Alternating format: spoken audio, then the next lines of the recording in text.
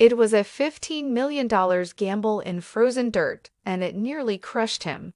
This is the season Parker Schnabel went all in, and the Yukon almost ate him alive.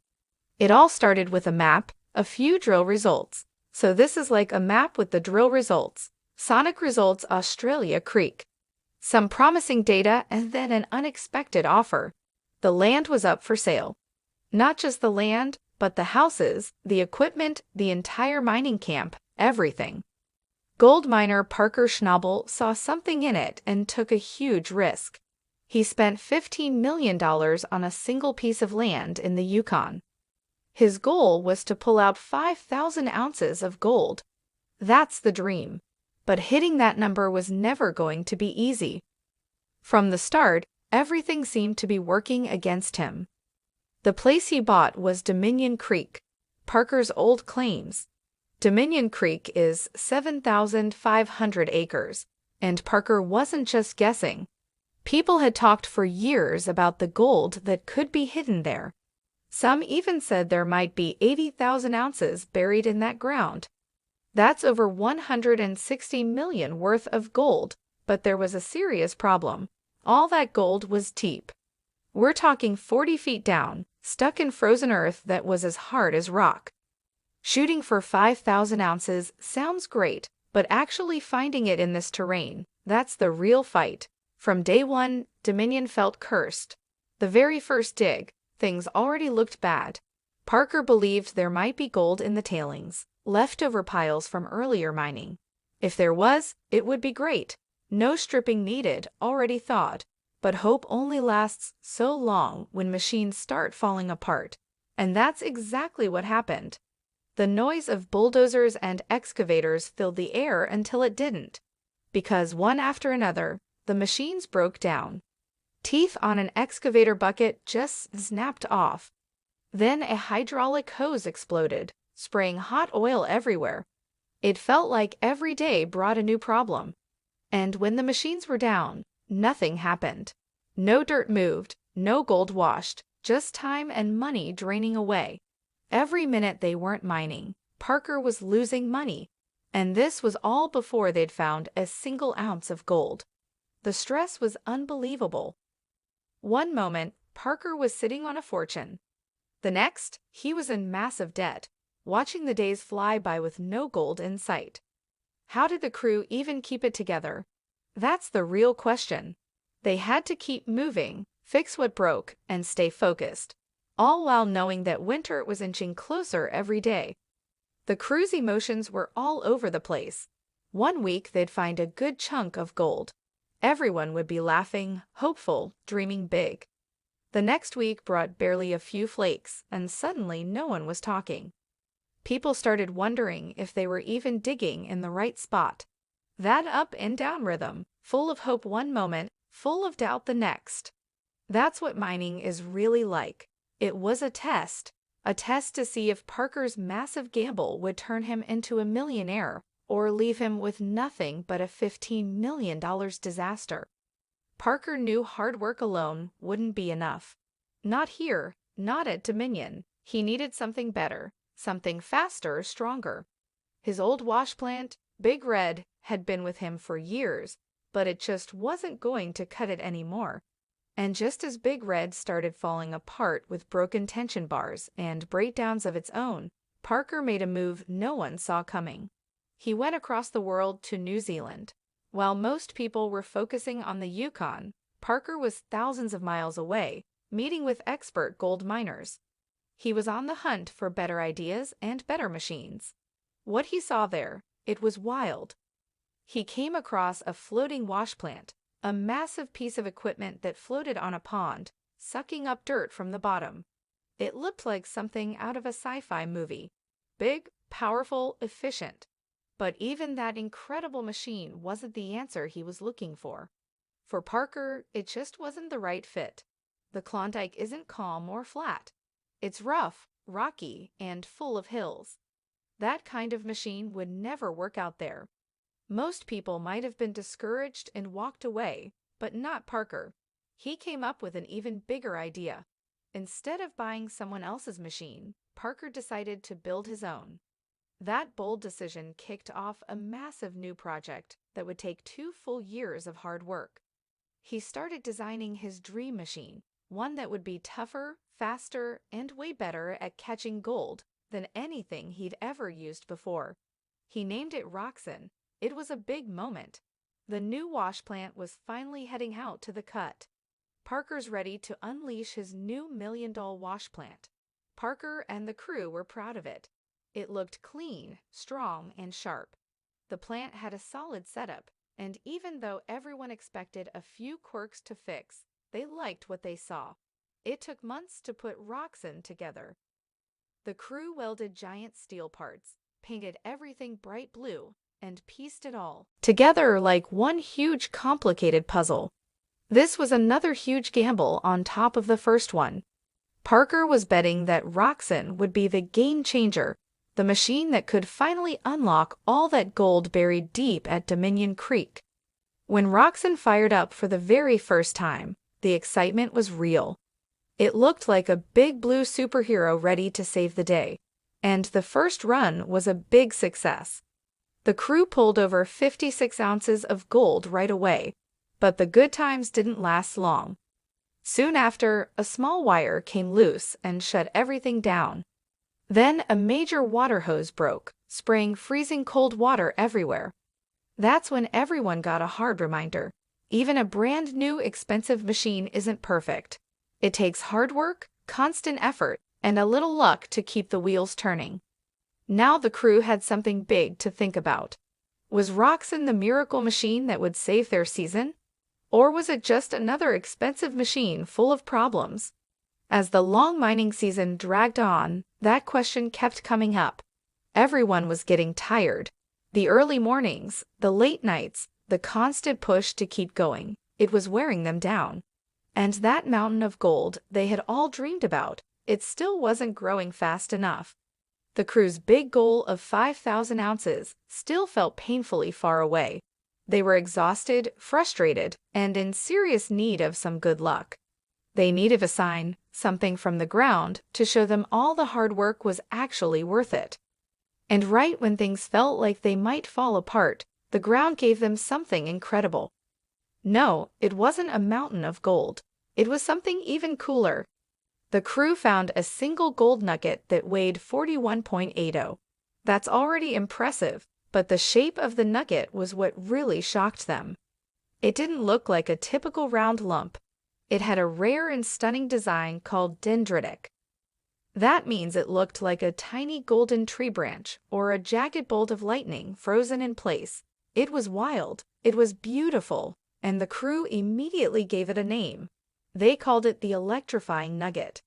The find reminded Parker and the crew of the famous Welcome Stranger nugget, the biggest gold nugget ever discovered, which came out of Victoria, Australia. Gold have been discovered in Victoria's Golden Triangle. That place is known for producing massive gold and oddly shaped pieces.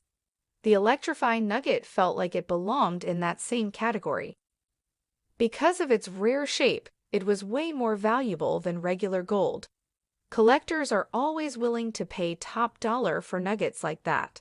Even though it wasn't the biggest piece they had found, it was a rare treasure. It felt like a gift from the earth itself. It lifted everyone's spirits. It brought the crew back to life. They finally had hope again. And just when they thought that would be the most exciting discovery of the season, the ground gave them something even crazier. At first, it looked like trouble. A massive boulder had gotten stuck in the pay dirt, the goldry layer they were mining. It was so big it blocked their work completely. No one could move forward until they got it out of the way. But then someone noticed something odd. There was gold, real gold. Thick, shiny veins of it were running all over the surface of the rock.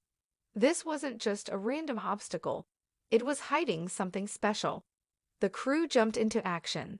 Carefully, slowly, they worked together to split the boulder open without damaging anything inside. And when it finally cracked, everyone froze. Inside the heart of the rock was a massive nugget, a single giant chunk of solid gold. It weighed 100 ounces. The whole camp exploded with cheers. After all the stress, all the failures, and all the breakdowns, this was the kind of find gold miners dream about their entire lives. That one nugget alone was worth about $200,000. It was the reward they had been chasing for months. The victory they thought might never come. It changed everything. Well, at least for a little while. The Klondike is an unpredictable place. One day, it might hand you a treasure you never imagined. Next, it can turn around and teach you a harsh, expensive lesson. That's just the way it works out there. As the season came to a close, the crew counted up everything they had found. The final total was $77,381 worth of gold. The number was jaw-dropping. Everyone was thrilled. That kind of haul gave the team a massive boost, setting them up with momentum and confidence for the next few years of mining. But even in a moment of success, things didn't go perfectly. That giant 100 nugget was one of the most beautiful things they had ever found. A single solid chunk of pure gold. But when the crew cracked open the rock to pull it out, something happened no one expected. The nugget broke.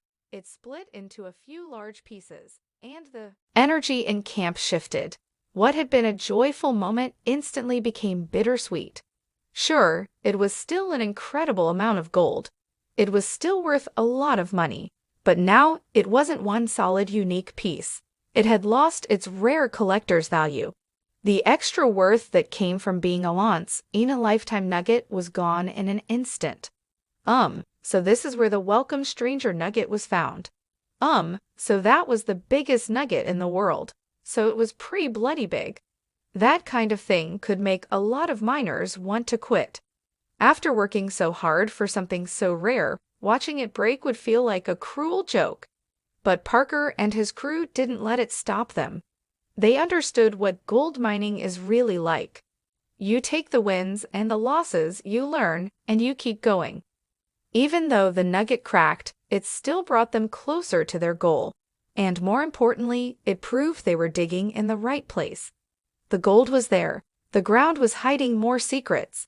And now they were more determined than ever to find them.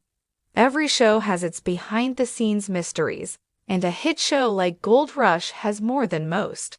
For every shiny ounce of gold that gets weighed in front of the camera, there are tons of questions fans ask behind the scenes. Dedicated viewers follow every detail of every episode, and over time, they've come up with their own explanations for what might really be going on when the cameras aren't rolling. These ideas are called fan theories. Some are fun guesses, others are serious claims, and many of them focus on the drama. One of the biggest questions fans always ask is this: is everything we see on Gold Rush totally real, or are some parts planned to make the show more exciting? It's a fair question. Fans have noticed a pattern. Big disasters tend to happen right at the most dramatic time. A machine might break down just before a snowstorm hits. Two friends might suddenly get into an argument just before the gold weigh-in. It all feels a little too perfect sometimes. So people wonder, is it just bad luck, or is someone behind the scenes helping things get a little more intense? Could the producers be nudging things along to keep the tension high and the audience hooked? There's another theory fans whisper about. This one is even more extreme. It's called salting the pan. In the old days of mining, salting meant secretly putting gold into a pan before a cleanup. It was a way to fake a better result. Now, some fans think that might still happen, but only for the cameras. The idea is this: if a mining crew is having a terrible season and barely finding any gold, maybe someone from the production team quietly adds a little bit of gold to their pan during cleanup. That way, the crew gets a feel-good ending, and the show gets a satisfying story arc.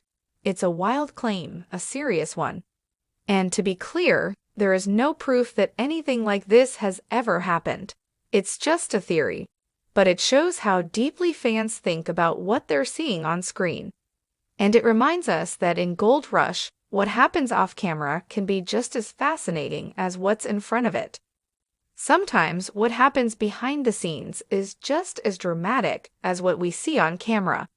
Take this moment for example. One miner offers to pay for everything, the equipment, the deal, the whole load, but only if he gets first dibs and only if the other guy moves fast. He gives him a week. That's it. It's all or nothing.